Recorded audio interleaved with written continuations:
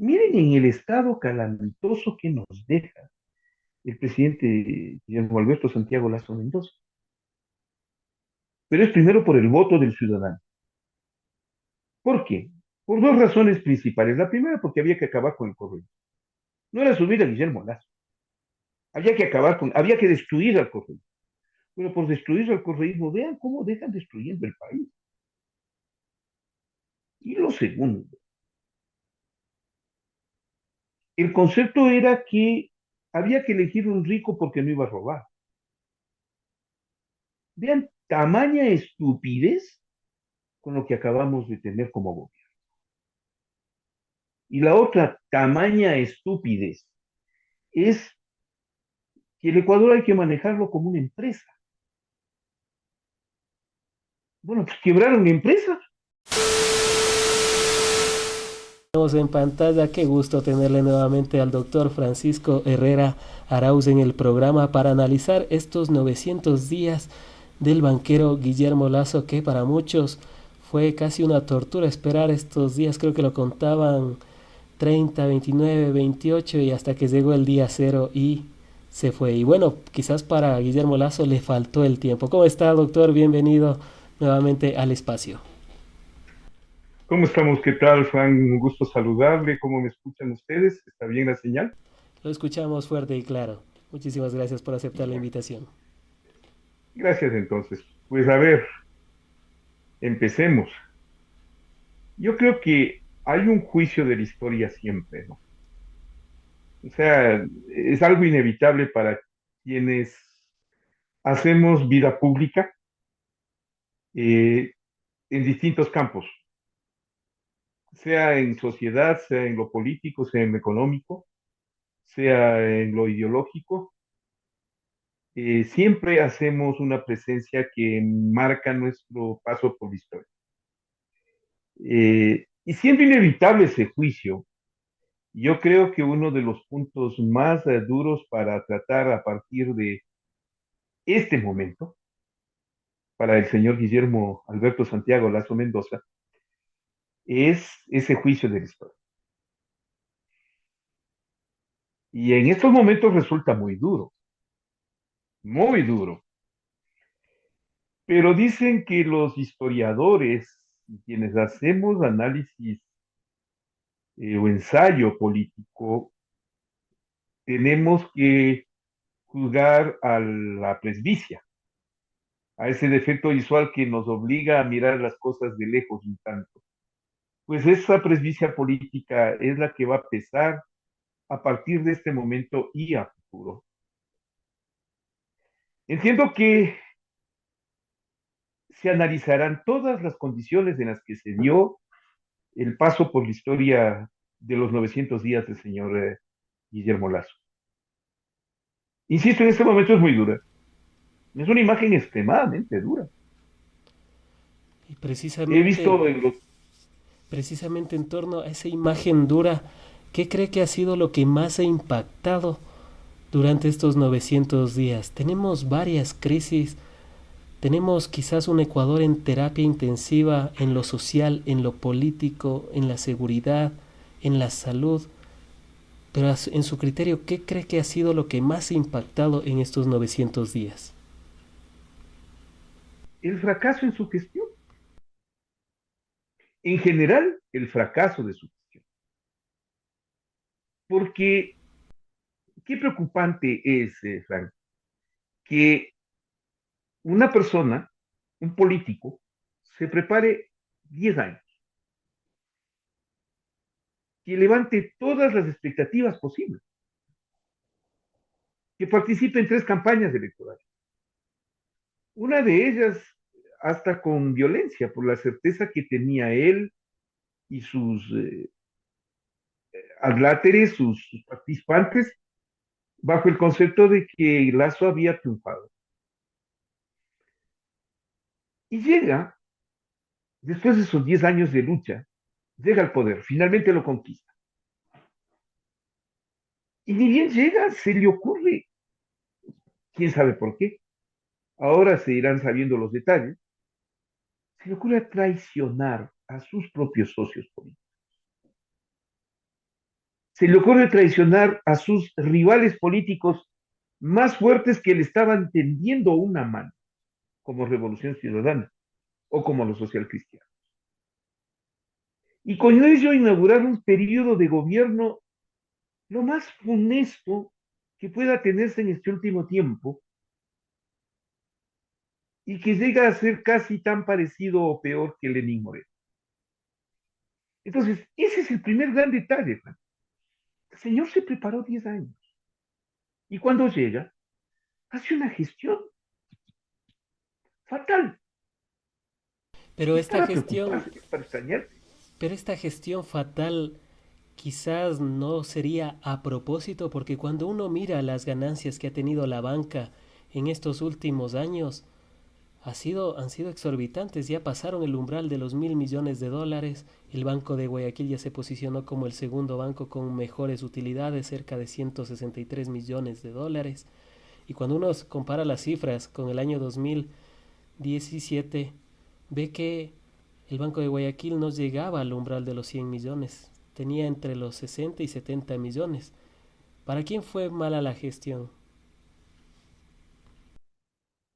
Es Porque bueno, que, para él vea, y su banco están bien, la salida de capitales siguen a flor de piel, la salida de es que, a ver, divisas siendo francos, él ya tenía ese valor y ese dinero antes de ser presidente. El Banco de Guayaquil era el segundo banco antes de que él sea presidente. De manera que no es por ese lado. Las ganancias las hubiera obtenido, y de hecho las obtuvo, por ejemplo, en el periodo de la pandemia, cuando la banca se fortaleció con, y la no re- estaba de gobernante. con las renegociaciones de Él, las deudas que claro, hicieron a él los no ciudadanos. estaba de gobernante. No. Mi punto es que yo creo que él tenía un plan mayor y ese plan mayor fue descubierto. ¿Sabe cuál era ese plan mayor, Juan? Era el control de los negocios del Estado. Estamos hablando de la bicoca de 15.000 millones de dólares. Oiga, eso es mucho dinero. Y llegó no solo él, sino su grupo con el que llega. Llegan para tratar de controlar esos negocios. ¿Y con qué se topan? Con que la codicia rompe el saco. Día a día se fueron descubriendo negociados, problemas de corrupción, tráfico de influencias, penetración del narcotráfico y una serie de escándalos que fueron minando y afectando esa capacidad que la habían disputado para controlar los negocios del Estado. Entonces, ese era el principal punto. Era un punto muy importante, pero es que si lo pone ya en el tapete, ¿qué es lo que manejaba? Petróleo, telecomunicaciones, puertos, aeropuertos, compras públicas, abastecimiento, equipamiento, armas, naves, caminos, infraestructura, concesiones, minería, salud, educación, vivienda y añadidos. 12 ítems de los que he mencionado, de los cuales el Estado ecuatoriano o disfruta o tiene como parte de su financiamiento o le sirven para atender las necesidades del sector público. De por medio no estaba algo menor, al contrario, era un grueso. Entonces, entiéndame ahora que lo del banco seguirá siendo su negocio particular y él se va de la presidencia y seguirá manejando el banco. Pero este rubro, no lo pudieron manejar. ¿Por qué? Porque tenían un cerco de corrupción alrededor y los otros que querían manejar los negocios del Estado, que son los socialcristianos, les enfrentaron y los denunciaron. Y si este gobierno se va, no es por la muerte cruzada, no, se va porque fue denunciado en corrupción, en narcotráfico, en tráfico de influencias y en mal uso de los bienes del Estado. Por eso se va el gobierno de Guillermo Lazo, lo cual marca como grave y como un antecedente nefasto. A propósito del caso El Gran Padrino y lo que ya se ha abierto por parte de la Fiscalía en contra de Danilo Carrera, cuñado de Guillermo Lazo, y toda esta estructura que usted bien la menciona que derivó en la investigación, derivó del informe policial León de Troya y que luego se, se fue a la asamblea para conformarse el caso El Gran Padrino o el caso Encuentro también como se lo había denominado, paradójicamente similar al nombre de el gobierno del encuentro que era de Guillermo Lazo. A su criterio y con todo esto y con todas las pruebas, con todo lo que se ha evidenciado, aunque bueno, independientemente de la rapidez o lentitud de la fiscalía, con todo esto, a su criterio, ¿cree que hemos vivido en un narcogobierno, un narcoestado, o qué ha sido lo que generó Guillermo Lazo durante estos 900 días? Desde inicios del siglo, de este siglo XXI, uno de los esfuerzos de los sectores de la derecha y la extrema derecha, una de sus estrategias era culpar e inculpar a, al progresismo de un vínculo directo con el narcotráfico. No les faltaba razón, porque surgió una lamentable fusión de la guerrilla con el narcotráfico en Colombia. Y eso generó que la derecha aproveche muy bien esa imagen de terrorismo y narcotráfico para vincularle expresamente a los sectores progresistas con el fin de anularles a que puedan ingresar, acceder o triunfar en el poder. De hecho, una de las primeras discusiones que soporta el gobierno de Rafael Correa es en septiembre del 2006 cuando Correa se niega a declarar terroristas a las FARC porque no existía en ese momento ninguna capacidad política para declarar como tal. Esa imagen asociada de progresismo y narcotráfico se ha mantenido estas 2 décadas y frecuentemente en el discurso de la derecha se escucha la acusación permanente de terrorismo y narcotráfico es equivalente a progresismo e izquierda. Digo, por este mal antecedente. El gobierno de Guillermo Lazo siguió esa misma línea, esa tendencia a culpar al progresismo, al correísmo, a la izquierda, de una vinculación directa con el narcotráfico. Tanto que cuando se dan en los primeros meses cierto tipo de incidentes, la dirección hacia querer culpar del narcotráfico a los sectores progresistas, a sus rivales políticos, al correísmo y a Rafael Correa, al que le aventaba todas las culpas de todos los males que pasaban en su gobierno, estuvieron dirigidas en ese sentido. No se olvide usted, Juan, el incidente del radar en Montecristi. ¿Cuál fue el primer sentimiento de culpa? Eso fue una dinamitación perdón, estoy usando un palabra, ¿no? Eso fue Un un radar que dinamitazo. un radar que funcionaba donde estaba y que llegó a Montecristi y luego no Eh, funcionó se nunca dañó, más. explosionó. Entonces, no consiguen asociar.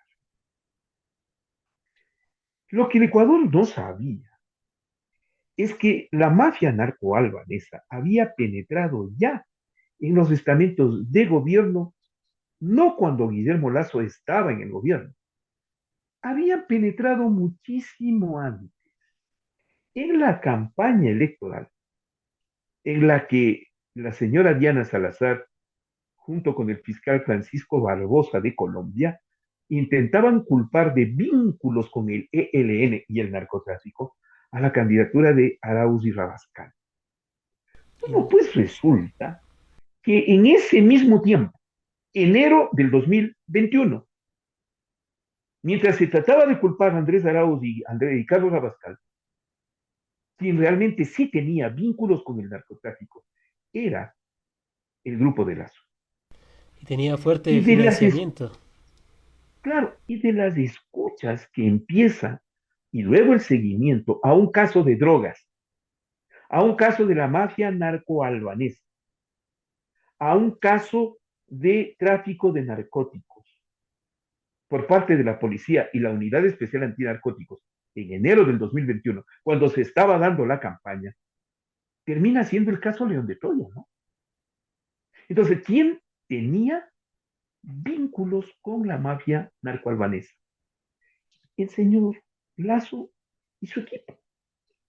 El gobierno de Guillermo Lazo y su equipo. O, más claro, la gente de Creo, de la derecha, y que estaban enlazados o entrelazados con el señor Rubén Cherres y el economista Danilo Carrera. No es que descubrieron tráfico de influencia. En la entrevista que yo le hago en Ecuador Inmediato, en el programa en directo número 50, y le aconsejo al público si desea verlo en nuestra plataforma de Ecuador Inmediato en YouTube, converso con el policía Rodney Rangel, que fue uno de los investigadores del caso. ¿Y qué nos dice Rodney Rangel? O sea, primero, el mando policial le llevó a conocimiento del presidente de la República en julio del 2021.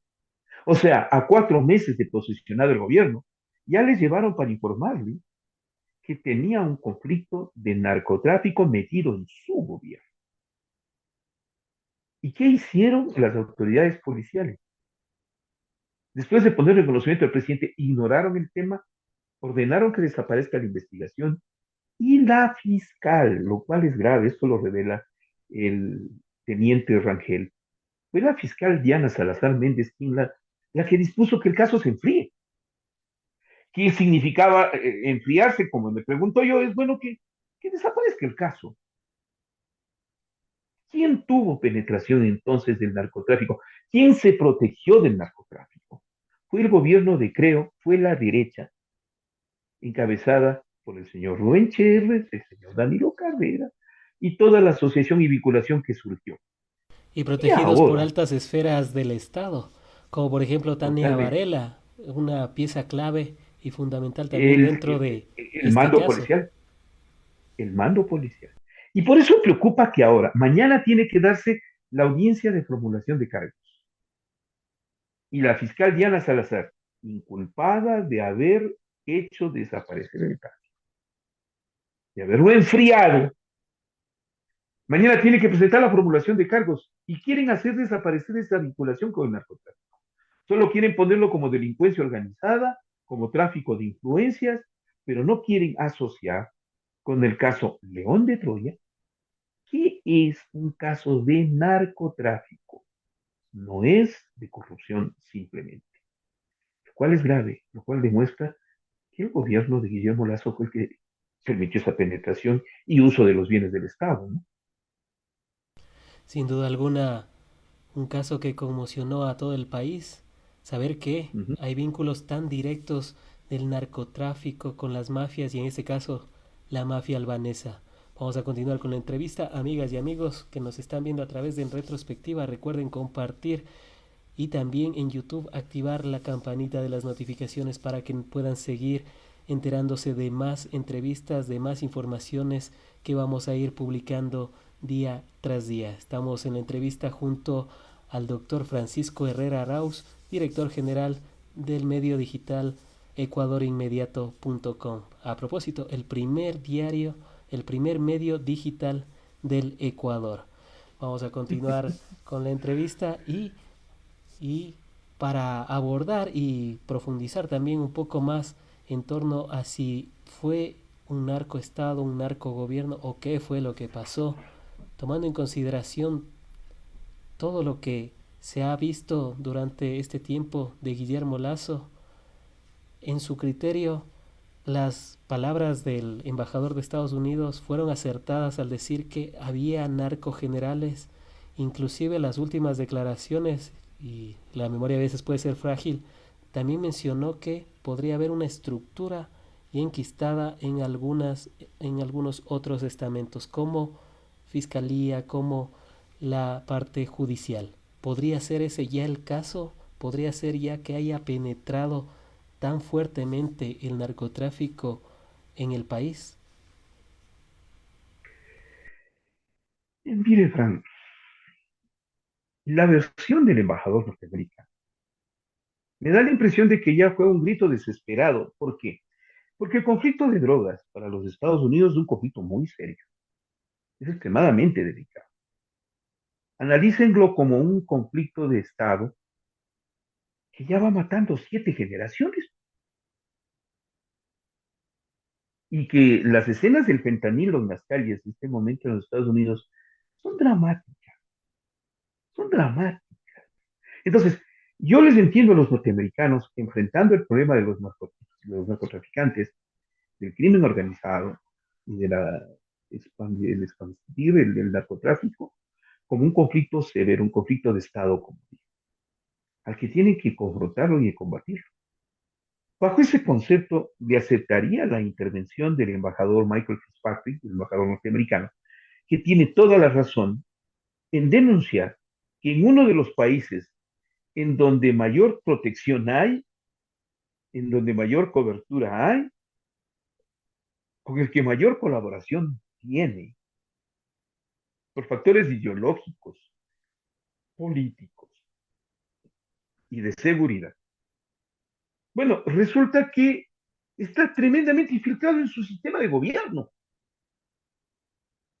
Y hay 3 generales del narcotráfico a los que el embajador no tiene cuidado, porque un embajador no puede hacer ese tipo de declaraciones, ¿no?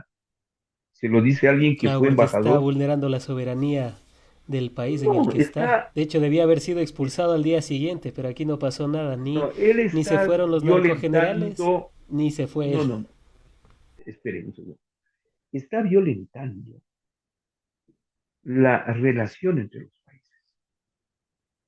O sea, entre los países existe una norma de convivencia, que es la Convención de Viena, en la cual los diplomáticos, yo fui embajador y por eso le digo, estamos prohibidos de hacer declaraciones sobre la situación interna del país en el cual fuimos nombrados o asignados o estamos en cumplimiento de la misión diplomática. Es el caso del embajador Luis Patti. Pero el embajador Luis Patti se ha tomado más de una libertad en ese sentido, declarar sobre el tema de los narcogenerales, sobre la situación de la justicia, el crimen de Villavicencio y una serie de hechos más en los cuales interviene con mucha facilidad. Para el gobierno, esa parte debe ser preocupante, porque si todo apunta a que es al régimen al que le lograron penetrar el grupo del narcotráfico, la mafia narco-albanesa, es a ellos a quienes los norteamericanos les deben haber presentado las mayores y peores condiciones para una relación diplomática.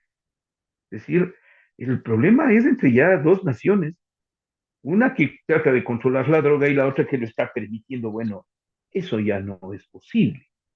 Eso tiene un grave conflicto de enfrentamiento.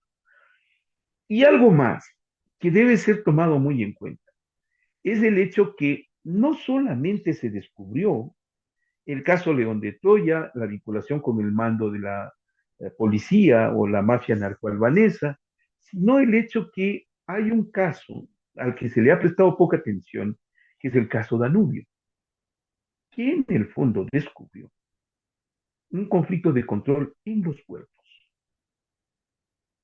Esto lo reveló el señor Anderson Boscan cuando concurrió a la Comisión de Fiscalización en una de sus comparecencias y dijo, o sea, prestenle atención porque es en los puertos donde sale la droga. La droga no sale por las fronteras ni por los aeropuertos. Ya eso, aquello, es casi imposible. La droga está saliendo por fronteras terrestres, pero sobre todo por los puertos marítimos. Porque, y no solo ahora, por ejemplo, tenemos un conflicto con los puertos marítimos, porque se puede infiltrar o contaminar de droga algún container. No, porque no solo es la droga. Por ejemplo, y me dejó sorprendido esta versión. ¿Cómo se negocia la droga en las calles? Se negocia en cantidades menores, pequeñas, y no se puede vender 100 kilos de droga. Se venden en pequeñas cantidades que se distribuyen de una manera veloz y que reciben a cambio altas cantidades de dinero circulante, desde billetes de $1 hasta 5, 10, 20, $100. ¿Sí? Ese es el mercado de la droga, la economía de la droga. ¿Cómo puede usted hacer para trasladar esos dineros? ¿Por dónde sale? Lo decía buscando, por containers. Son tal el volumen de billetes que salen vía containers. En Y cajas de para eso banano y que ahora inclusive pueden estar pasando por usted puede Galápagos. salir, no, usted puede sacar en un container en cajas de lo que sea, bombones, zapatos, cañaguadúa o lo que usted quiera. Cuestión de dinero, una circulación de dinero en alto volumen. No somos productores, pero somos un país de tránsito, y no solo del narcótico, sino del dinero.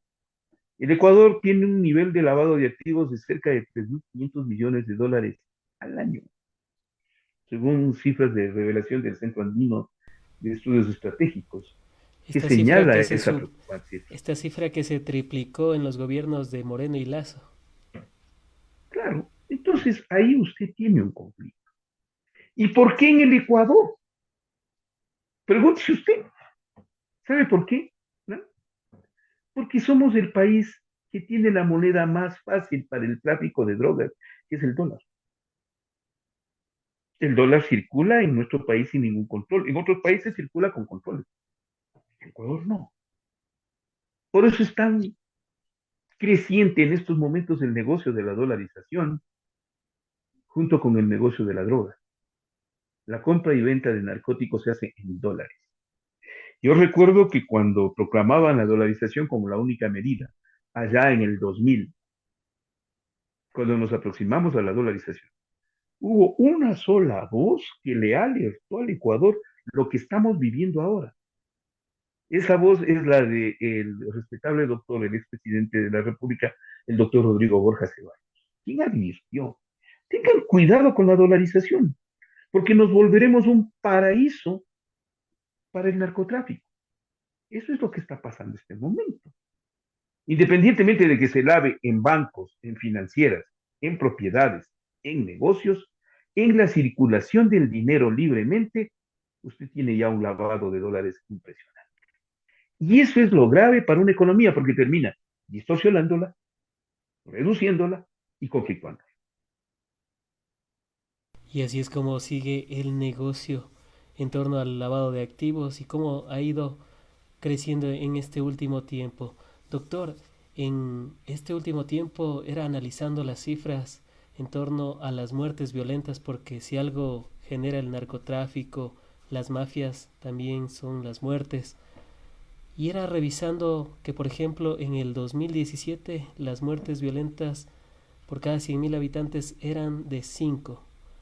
En el 2021, cuando ya deja la presidencia Lenín Moreno, las muertes violentas suben a 16 muertes violentas por cada 100.000 habitantes. En el año 2022 se tiene un incremento de 26 muertes violentas por cada 100.000 habitantes. Y en este año podríamos cerrar con 44 muertes violentas por cada 100.000 habitantes, lo cual nos convertiría en uno de los 5 países más peligrosos a nivel mundial, no de la región, sino a nivel mundial.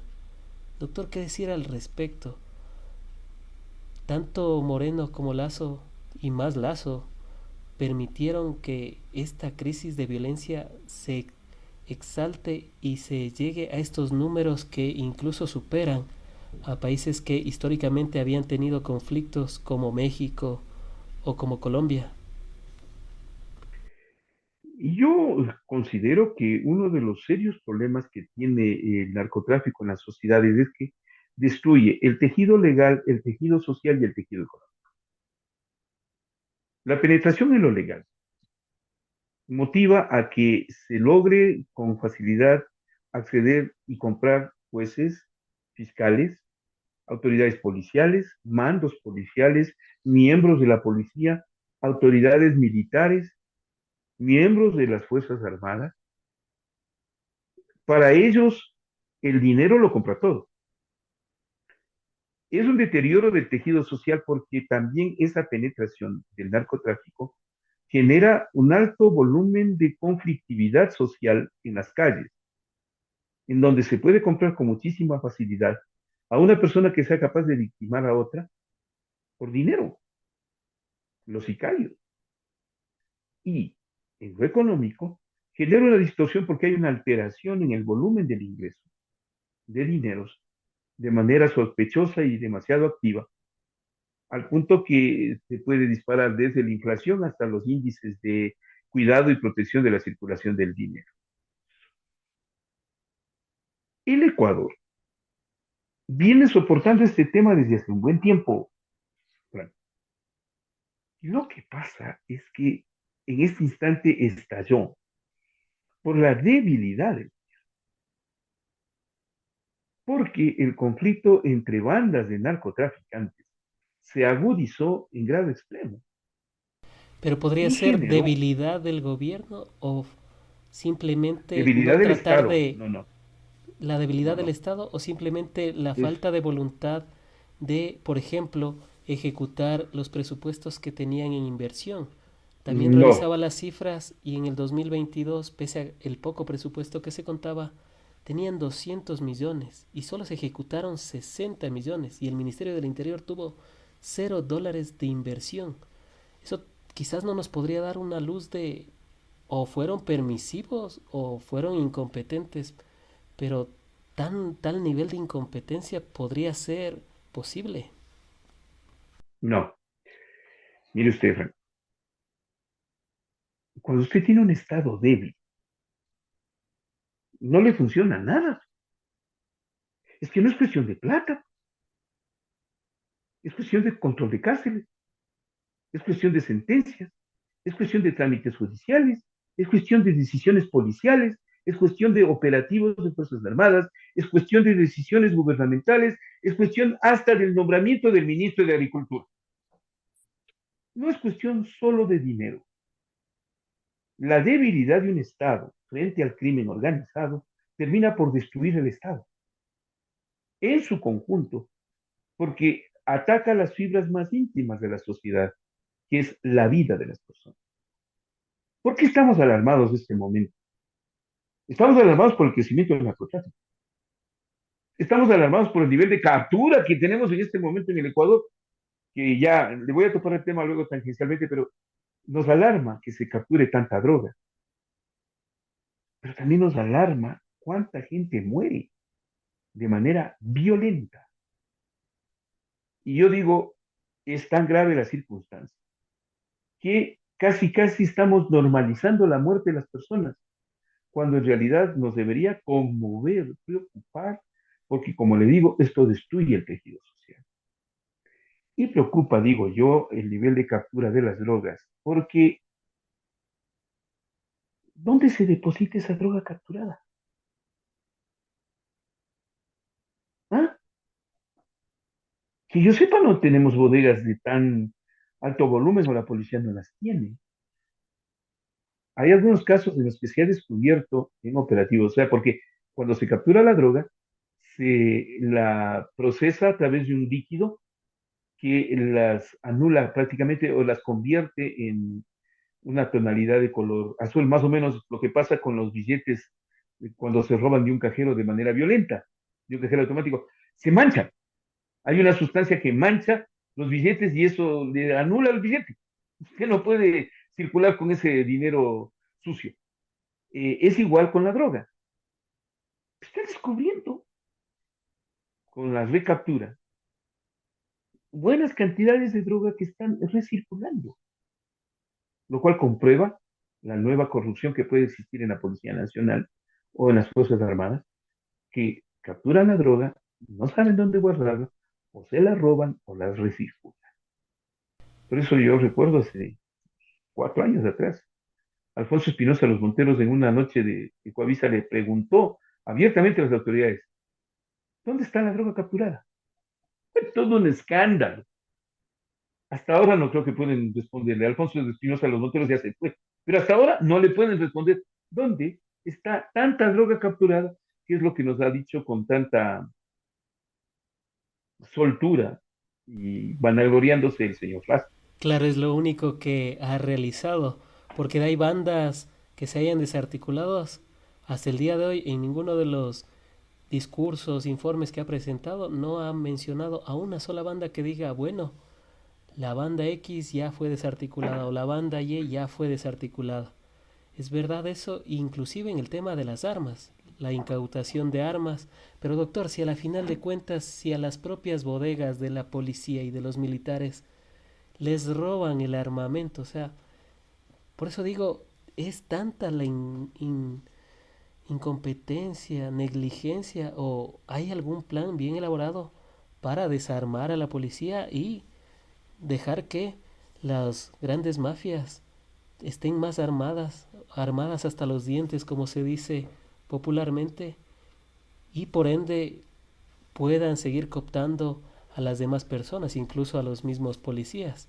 Porque si, bueno, ya le amenazan al policía que está en una OPC o en algún lado, o como pasa en las cárceles con los celadores, con los guardias penitenciarios, ellos les obligan a tratar de pactar para que no les pase nada, para que no atenten contra su vida. Llegamos a ese nivel de decadencia, doctor, en estos momentos. Por eso le decía yo que la destrucción de un Estado no pasa solamente por no usar los recursos en contra de la droga y el combate al narcotráfico o a la mafia organizada.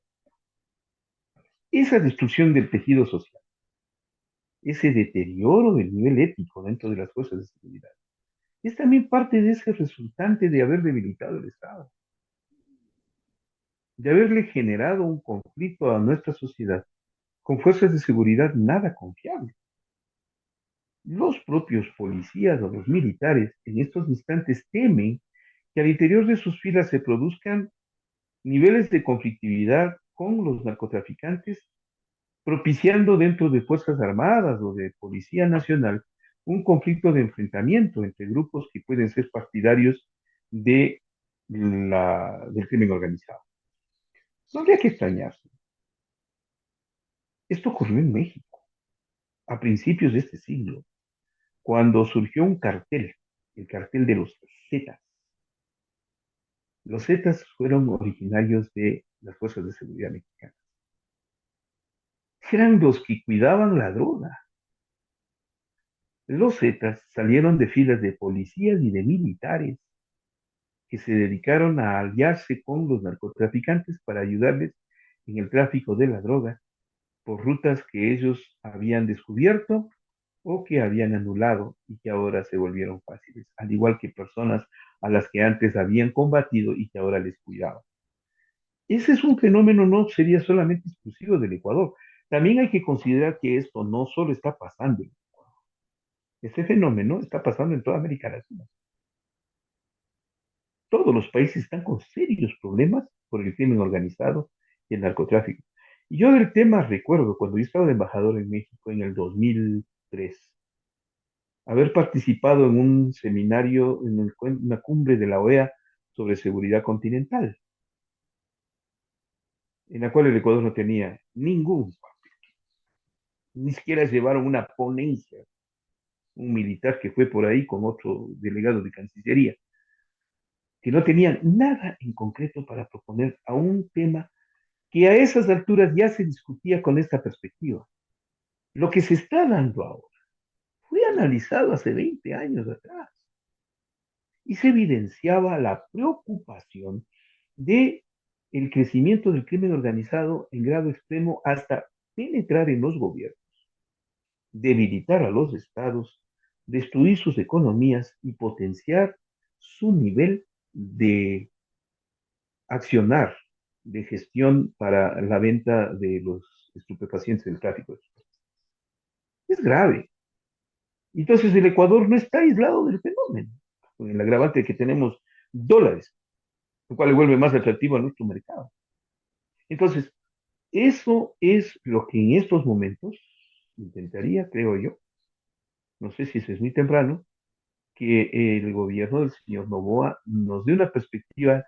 No le estoy pidiendo el plan de seguridad, por favor, ni mucho menos no me atrevería a pedirle que revele detalles del mismo, porque es por seguridad que deben mantenerse con la reserva del caso, eso yo lo entiendo, pero sí un panorama, una hoja de ruta, un anuncio de comportamiento de cómo el Ecuador va a enfrentar en estos momentos al narcotráfico, al crimen organizado y a las mafias delincuenciales que han penetrado sus gobiernos, sus fuerzas de seguridad y los estamentos de la sociedad. Y sobre todo que no sigan las mismas personas. Esperemos que, por ejemplo, Zapata, quien dijo públicamente que había tenido la intención una persona de darle $1 millón y que nunca lo denunció ni nunca lo llevó No, a sí lo las... denunció. No, no, sí, sí lo denunció. Finalmente se acordó del nombre, ¿no? Ah, bueno, Lo que pasa es que bueno, pero aterriza, claro, pero por la aterriza en presión mediática fiscalía, tiene razón. aterriza en fiscalía. Pero Y digamos fiscalía, que si no hubiera papel habido, nefasto en el Ecuador. Ese papel nefasto es ocultarse, olvidarse, dejar en impunidad y haber practicado, los del tiempo de las fiscal Diana Salazar, es haber practicado esa justicia selectiva para perseguir a determinadas personas, concretamente para destruir al correísmo, mientras que el resto del crimen les está creciendo y no son capaces de responder. claro, se les pasean O sea, inclusive para por las unos, instituciones, como el caso de Big Money, recordará que él se pasaba por la entidad de seguridad, pero como que si estuviera Pedro en su casa y luego, bueno, claro, pero fue asesinado. eso es preocupante. Y la fiscalía tiene que responder Big y no Money, responde, Don no, NASA, también conocido. pero no se puede ni siquiera reclamar, que no hay respuesta. Que existiera respuesta para cuestionar, pero no, no hay ni respuesta. Lo que les cuestionamos ahora es haber actuado de manera tan selectiva y tan destructiva que afectaron realmente, hicieron daño. Quisieron acabar con el correísmo y al final con lo que acabaron fue con el país. Amigas y amigos, vamos a la tercera y última parte. Antes de ello, recuerden compartir la transmisión para que más personas tengan estas visiones más a profundidad de lo que ha pasado durante estos 900 días y por lo menos para tener un poco más de historia. Un pueblo que no conoce su historia está condenada a repetirla y esperemos que, bueno, Daniel Noboa no repita la misma historia y nosotros no sigamos eligiendo a personajes que vayan a atentar con nuestra seguridad, con nuestra tranquilidad, con nuestro buen vivir que hasta hace pocos años, doctor, usted recordará, uno caminaba por las calles, yo salía a la tienda 9, 10 de la noche, me iba, me iba a un lugar tranquilamente y no pasaba nada. Ahora, 7 de la noche tenemos que estar ya resguardados, las tiendas ya comienzan a cerrar por el miedo a la delincuencia, entre un sinnúmero de factores. Y bueno, amigas y amigos, vamos a la tercera y última parte y en este momento quisiera, doctor, abordar el tema económico, en torno a lo que nos deja Guillermo Lazo, tanto en lo económico, 10.500 millones de dólares de financiamiento, en torno a la salud, cómo quedan los hospitales, en torno a la educación, cómo queda esta esta noción de que, según el video que Guillermo Lazo sacó, se reabrieron 236, poco más, poco menos, de escuelitas unidocentes. ¿Funcionó eso a su criterio? ¿Funciona tener un solo profesor de primero hasta séptimo de básica? ¿Y cómo quedan obviamente los hospitales? Doctor.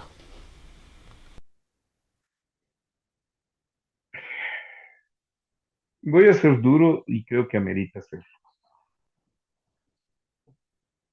El señor Guillermo Lazo Mendoza llegó al poder apoyado por un 52% del electorado ecuatoriano, que era la mayoría. Como dijimos, en el fondo fueron 10 años de un proceso de constante oferta, por no decir engaño, al electorado. Y el electorado tiene que hacerse responsable del voto. Por favor, sé que suena ofensivo y molestoso, pero disculpen, la gente que votó por Guillermo Lazo, eso quería, eso tiene, eso quería, eso tiene. Miren en el estado calamitoso que nos deja el presidente Guillermo Alberto Santiago Lazo Mendoza. Pero es primero por el voto del ciudadano. ¿Por qué? Por dos razones principales. La primera, porque había que acabar con el correo. No era subir a Guillermo Lazo. Había que destruir al correo. Pero por destruir al correísmo, vean cómo dejan destruyendo el país. Y lo segundo, el concepto era que había que elegir un rico porque no iba a robar. Vean, tamaña estupidez con lo que acabamos de tener como gobierno. Y la otra tamaña estupidez es que el Ecuador hay que manejarlo como una empresa.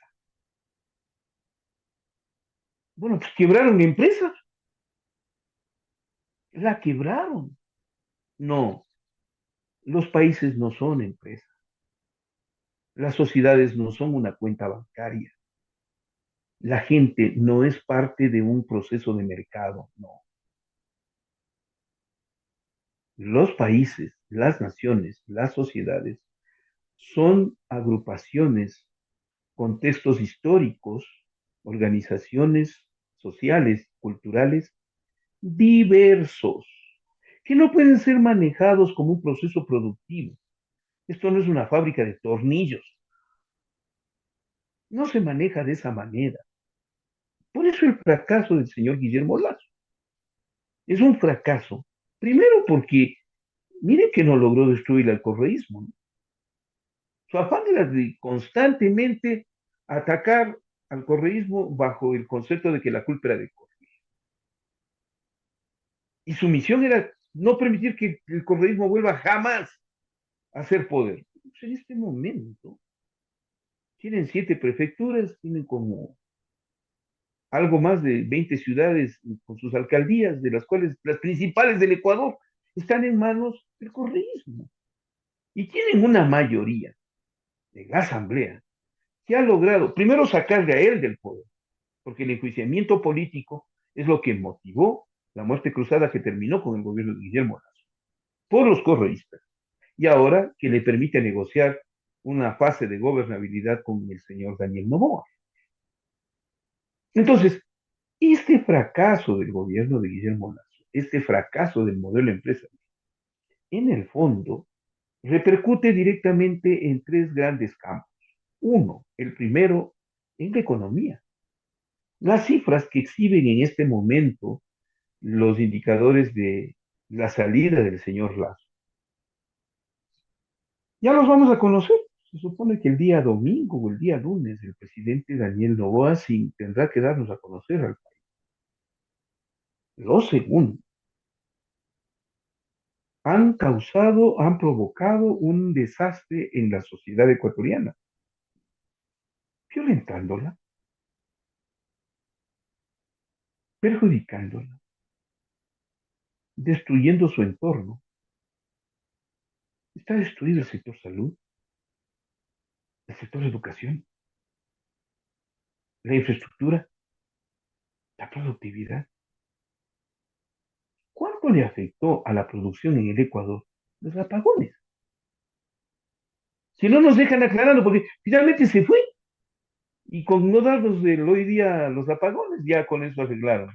No, dejan un daño severo que los propios empresarios, muchos de ellos fervientes partidarios del señor Guillermo Lazo, que le subieron al poder y que había que acabar con los correístas según su lenguaje, fueron los grandes perjudicados con una gestión que, como le dije al principio, es lo que provocó que el Ecuador entre en un conflicto tan serio que en este momento sí somos un Estado fallido.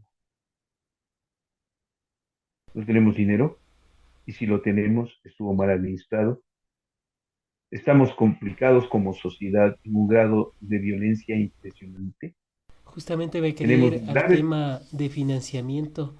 Doctor, si bien es cierto, Guillermo Lazo también llegó con el tema de la austeridad, llegó con esto de no hay que tener un estado obeso y un sinnúmero de cuestiones que al final del día el ciudadano que nos está viendo sabe la verdad. No pudo sacar su cédula, no pudo sacar el pasaporte, las instituciones dejaron de funcionar, los médicos dejaron de tener toda la capacidad operativa, ya no había especialistas en el IES, en los hospitales públicos, etcétera. En todo esto, doctor, también tuvimos un momento en el que el barril del petróleo tuvo sus niveles históricos, poco más de $124, por el conflicto entre Ucrania con Rusia. Tuvo una reforma tributaria que le significó varios millones de dólares. Tuvo algunos ingresos.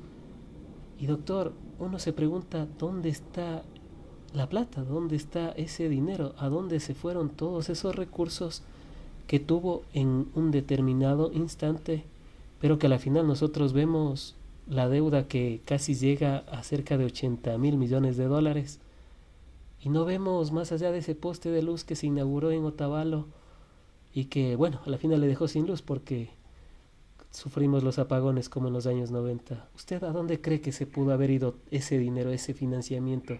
Porque dinero a la final sí había, sí, sí se logró hacer, pero ¿dónde está? No me pregunte, Frank. No me pregunte eso, porque no le tengo respuesta. Pero en cambio, sí creo que puedo señalar quién puede y debe tener esa respuesta. Primero, el presidente Novoa.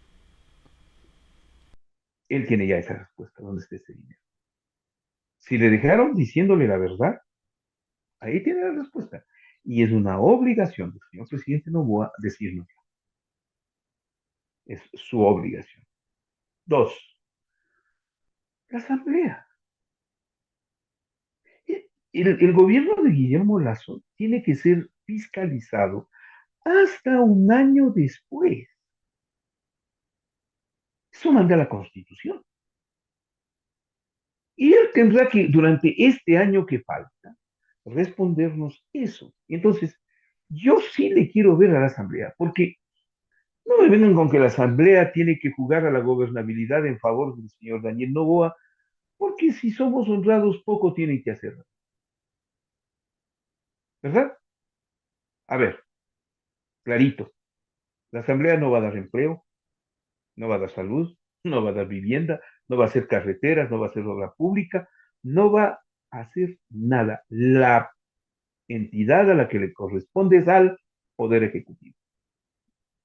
Ellos son los que nos tienen que dar empleo, salud, vivienda, educación, seguridad, infraestructura, obra pública. Ellos, gobierno nacional, ejecutivo, Daniel Noboa sí y todo su equipo. ¿Ok? Pero ¿qué sí tiene que hacer la Asamblea? Es fiscalizar. Y fiscalizar no solo este gobierno que sale, sino el anterior, que nunca fue fiscalizado, el gobierno de Lenín Moreno. Tiene que fiscalizar. Y ahí vamos a averiguar dónde está ese dinero. Son ellos los que nos tienen que dar una respuesta. Tiene que Justamente dar en el una Contralor General del Estado. O sea, tanto el Contralor Carlos Riofrío, como el señor Mauricio Javier Torres Maldonado, que sería nombrado Contralor. Es decir, ellos tienen obligación. Y si hay un mal manejo de dinero, es la doctora Diana Salazar la que tiene que darnos la siguiente respuesta, porque eso sería mal uso de los recursos del Estado en un delito conocido como peculado. El presidente de la República tiene que dar una respuesta. Vea cómo podemos encontrar la respuesta de manera bien facilita. Facilita está. Nomás cumplan con sus obligaciones, ¿no? Y a propósito de eso, nosotros sacamos, doctor, el puesto 36. Sacamos la calificación 36 sobre 100 en corrupción según Transparencia Internacional. Es una de las calificaciones más bajas que hemos tenido. Inclusive en el ranking mundial nosotros seguimos subiendo puestos, no porque seamos buenos, sino porque estamos cada vez más embarrados como país en el tema de la corrupción. Sin embargo, sí es un tema muy amplio que deberíamos profundizarlo en otra oportunidad. Vamos a la última parte del programa, nuevamente agradeciéndole al doctor Francisco Herrera Arauz, director general del primer medio digital del Ecuador, ecuadorinmediato.com, por haber estado en el espacio. Doctor, quisiera cerrar con el libro de Guillermo Lazo. Poco más de 436 páginas. Bueno, en un inicio se anunciaron 300, terminó un poco más de 400 páginas. Hasta sacó un documental donde lloró.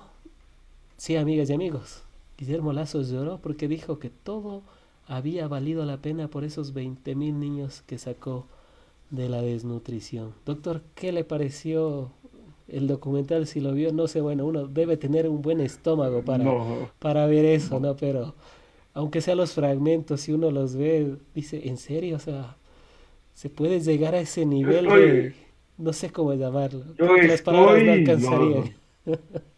yo estoy lo suficientemente enfermo. Este año me ha tocado pasar 3 veces por el quirófano, como para estar arriesgando mi vida en ese sentido. Eh, Más bien le hice una broma que me pareció genial. Decía uno de los tuiteros que quería jugar al amigo secreto y que le toque como amigo al que le caía peor de su empresa para regalarle el libro de Guillermo Lazo. Yo hago eso, dice, por Dios que me toque, eso es lo que quiero. Touché. Y pelota para lo que se presta. En el fondo es una actitud defensiva la del presidente Lazo. Él sale a la defensiva, él sale por la puerta posterior del Palacio de Carondelet. Como le dije al principio, y creo que vamos a terminar con esto, el juicio de la historia siempre será muy duro con Guillermo Lazo, porque se lo merece. Y este tipo de actos como los libros, los documentales y las versiones, solo tratan de justificar frente a esa historia un ejercicio del poder que nunca lo tuvo, él no pudo con el país y que su fracaso terminó siendo a estas alturas el peor señalamiento que puede tener un personaje que pasó por la presidencia de la República. Y créanme, el juicio de la historia será muy duro con Guillermo Lazo, muy duro. Han sido las apreciaciones del doctor Francisco Herrera Arauz, director general del primer medio digital del Ecuador, ecuadorinmediato.com.